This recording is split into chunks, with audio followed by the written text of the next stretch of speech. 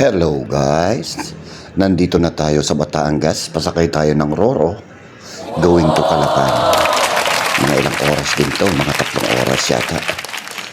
Pero bago yan, magpa-park muna tayo at marami tayong kasama. Pero hindi ko alam kung anong oras kami pasasampahin. Pero kompleto naman na at wala nang hinihintay pa. Ang sabi ng tao doon, may isang truck pa silang hihilain palabas dahil hindi yata nakakaalis dun. Hello guys, habang tayo naghihintay ng going to Calapan ay kakanta muna tayo. Ha? Ha? Oh. Hello, sound check. Wow! Kaganda ang aking boses, ha?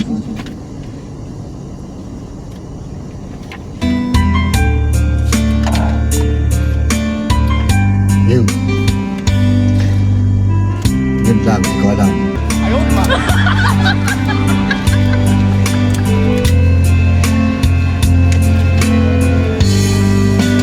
May pag-ibig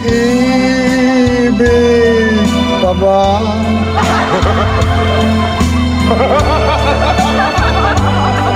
Nang dila may pag-ibig pa ba? Guys, nakasakay na tayo dito sa Roro. So, aakyat na tayo para malaman natin kung anong meron sa taas. Alright, ayan na. Umaandar na po ito.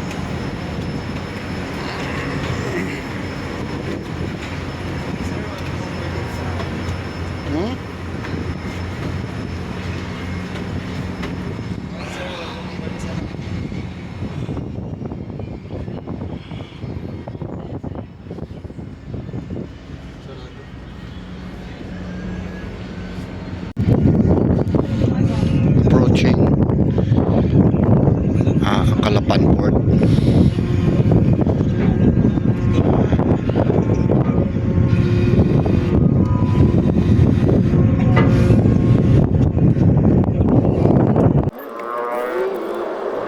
Guys, nandito na tayo sa Calapan.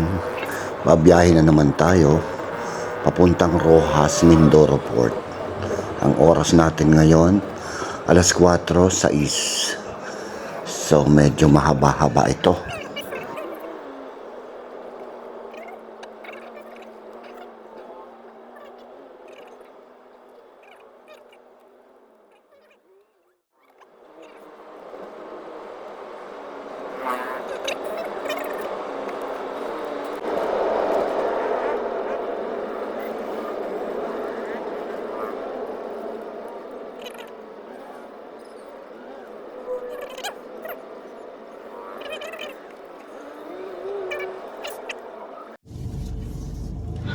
Dumidilim na. Kailangan muna namin maghanap ng makakainan. Sa lugar na to, hindi namin kabisado. Pero palagay ko may madadaanan kami maganda. Hello. Naka-standby kami dito sa Roxas Port.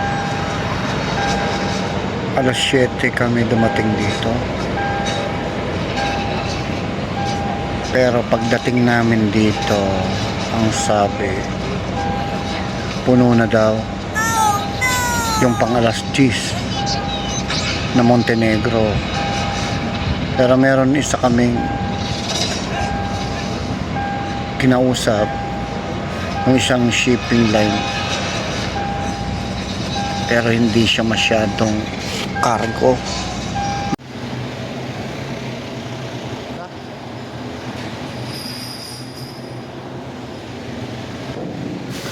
Sa wakas, nakasakay na kami.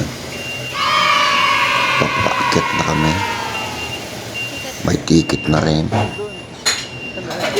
At kakaunti lang yung nakasakay dito.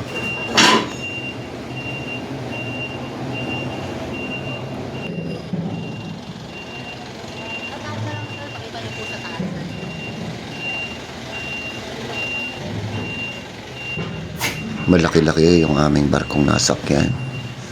Kaya namimili kami kung pwede namin makupuan.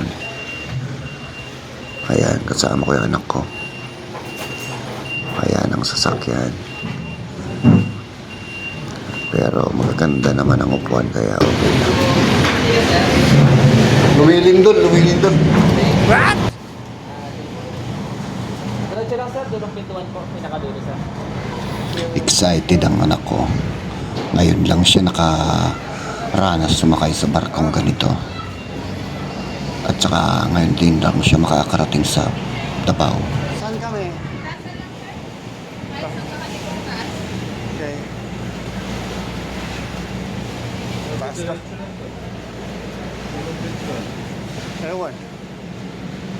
Guys, dumating na tayo sa Katiklan Port. So, palabas na tayo. Going na tayo. Papunta na tayo ulit ng Dumangas Port. Mga 3 oras at kalahating biyahe na naman.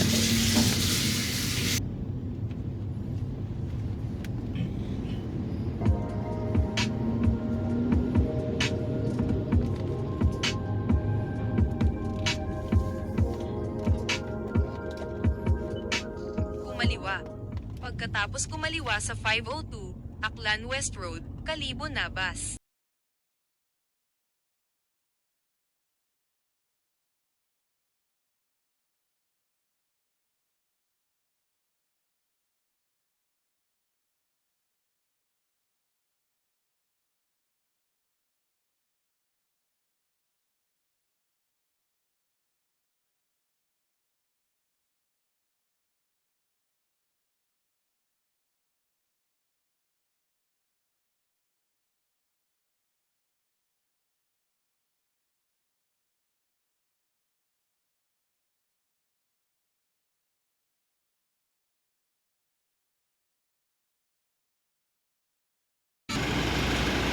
Haba ng pila.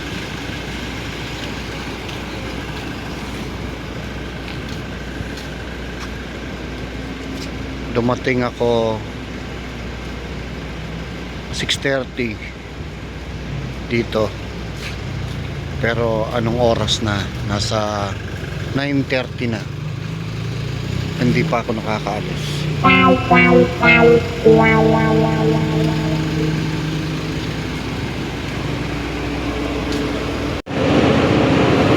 Nakasakay na kami. So,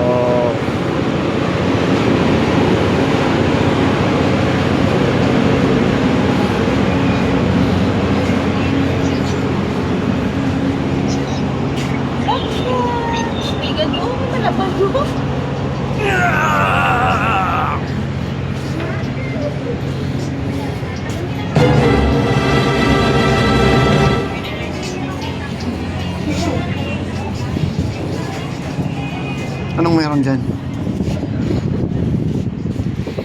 Ayun, kaya naman pala siya. Guys, kailangan mahaba-haba yung pasensya mo at oras mo. Dahil sa haba ng pila rito, marami ka nang iniisip. Ayan, mula doon hanggang makarating dito sa pilahan na to. Yan. Tayo ng pila. Yan.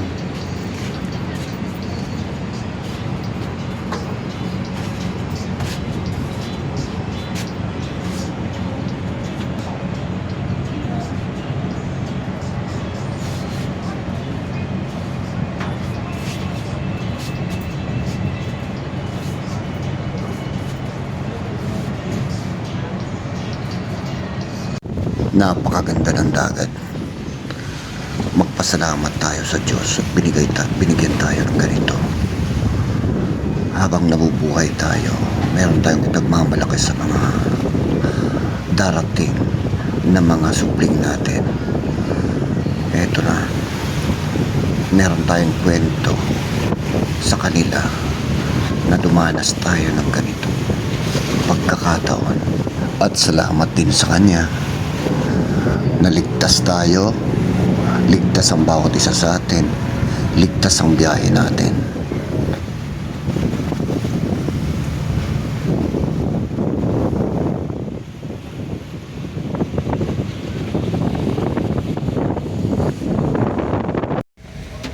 Guys, dumating na tayo sa Bacolod. Pero ang una nilang pinapalabas yung tao. Para doon lang sila naghihintay sa labas. Ang apat na gas.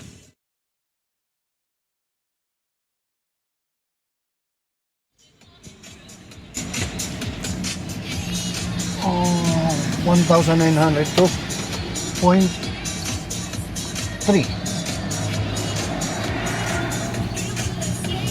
Dito sa saan to? Bacolod.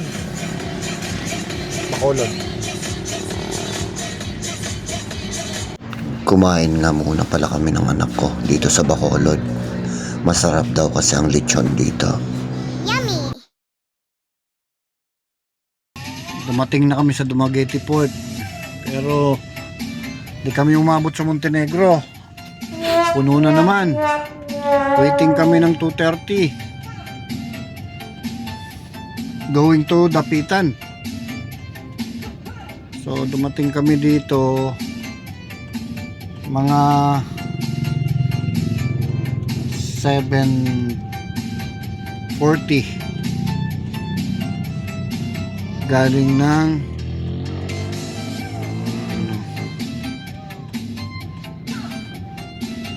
ang pinanggalingan natin, Che? Bacolod. Nag-full tank na ako. So, nagkarga na naman ako ng 1.6. Full tank na naman siya. Hindi ko siya pinapabayaan na may empty. Kasi, sa layo ng biyahe. Okay. So, waiting na lang ako ng 2:30. Ngayon, 5 hours ang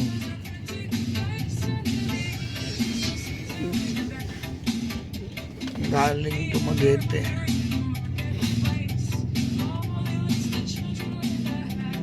Three hours siguro.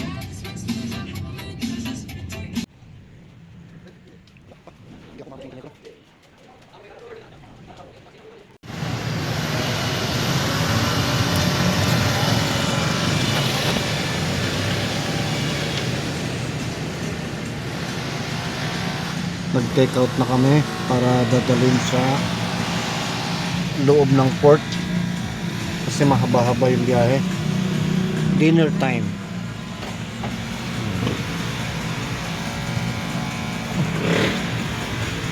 Na?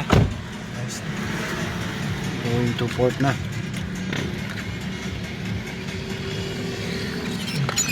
Wait lang.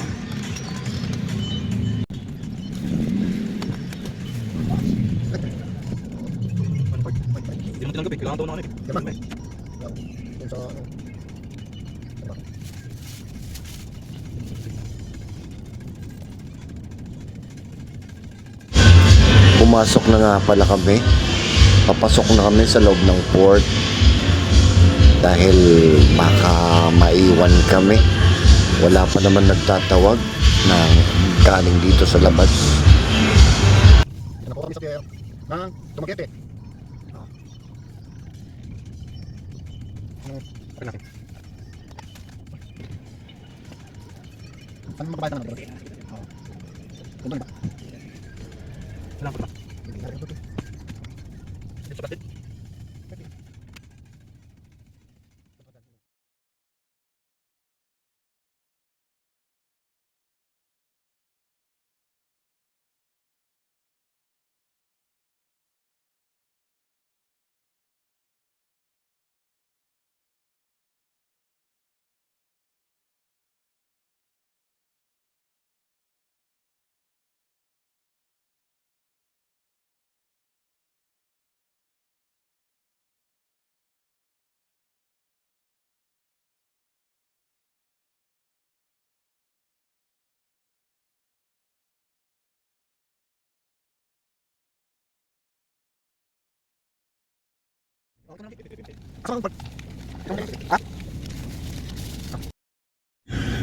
Hello po.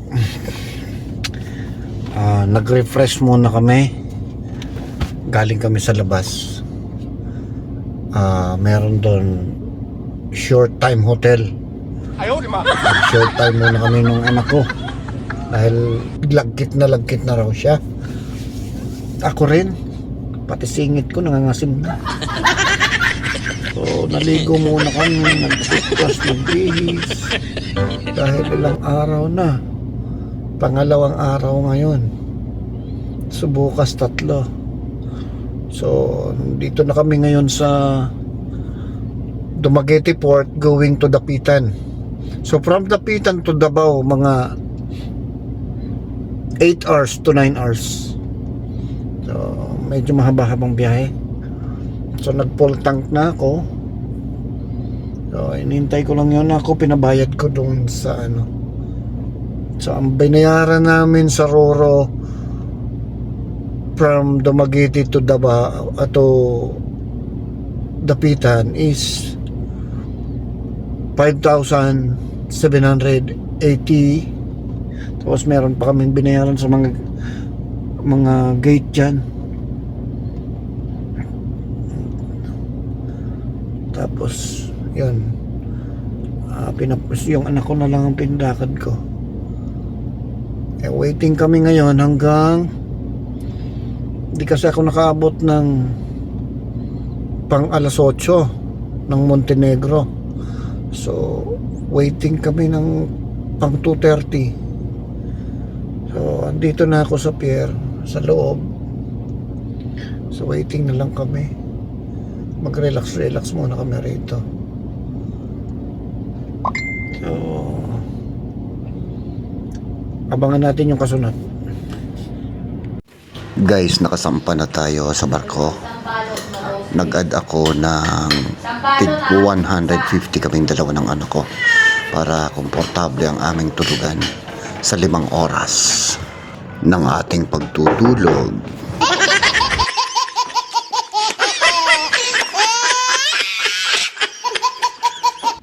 Sa wakas guys, nasa Mindanao na tayo. Nasa Dapitan na tayo. Napakasarap ng hangin dito. Amoy binabad na tuyo.